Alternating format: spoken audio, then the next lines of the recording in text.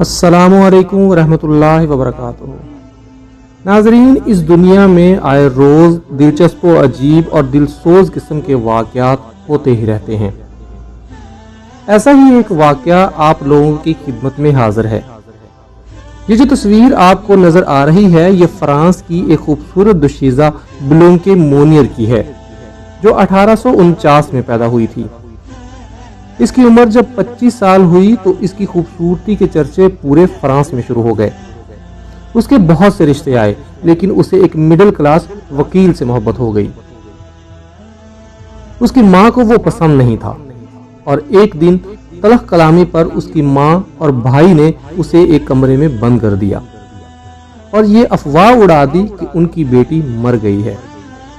یہ لڑکی 25 سال اس بند کمرے میں رہی، جہاں رفع حاجت کے لیے بھی کوئی ذریعہ نہ تھا۔ 25 سال بعد ایک گمنام خط پولیس کو ملتا ہے، جس میں اس لڑکی کا ذکر ہوتا ہے، اور پولیس چھاپا مار کر اس کو نکالتی ہے۔ پولیس کا کہنا تھا کہ کمرہ کیڑے مکوڑوں سے بھرا ہوا تھا۔ یہ لڑکی ڈھانچہ بن چکی تھی، جسم پر کوئی لباس نہ تھا، اس کی حالت بہت خراب تھی۔ اس لڑکی نے 25 سال سورج کی کرنیں بھی نہیں دیکھی تھی۔ اس کی ماں اور بھائی پر کیس چلتا ہے۔